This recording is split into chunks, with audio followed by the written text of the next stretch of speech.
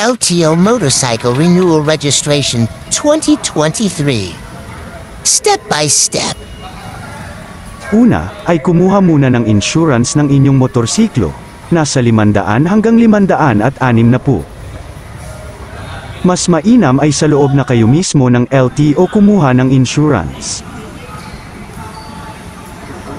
Pangalawa, kapag may insurance na, magpunta na kayo sa emission test. Pagkatapos namin sa emission, pagkatapos namin kumuha ng insurance, dito naman kami sa emission test.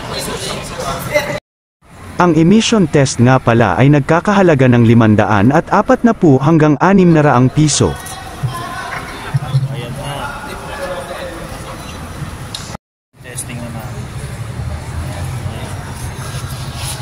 Emission test. Pangatlo, kapag nakapasa na ang inyong motorsiklo ay magpunta na sa Motor Vehicle Inspection at kumuha ng MVIR form.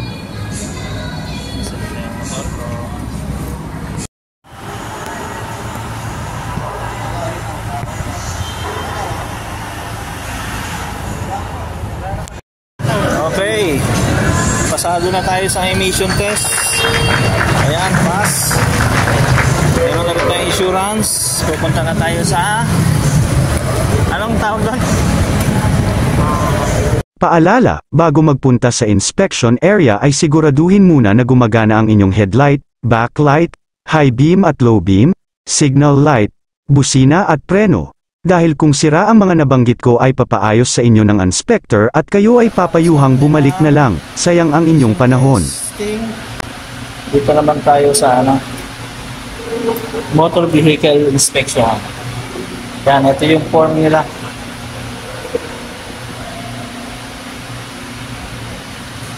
Yan, ito yung formula. Not for sale to, ha?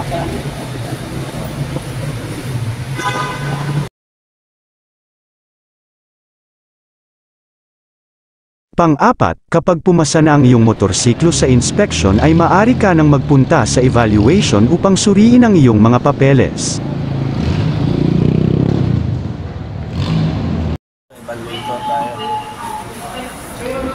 Pang-lima, kung walang problema sa evaluation ay magpunta na sa cashier upang magbayad. Mga bossing. Pagkatapos mong magbayad ay makukuha mo na agad ang iyong OR. Ganun lang kabilis mga katropa, umabot din ako ng 1 hanggang 2 oras sa pagpaparehistro, nasa 1,500 hanggang 1,600 ang lahat ng aking nagastos sa pagre-renew.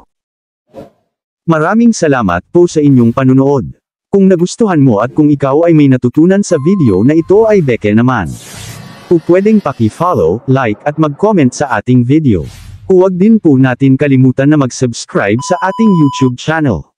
Maraming salamat mga katropa.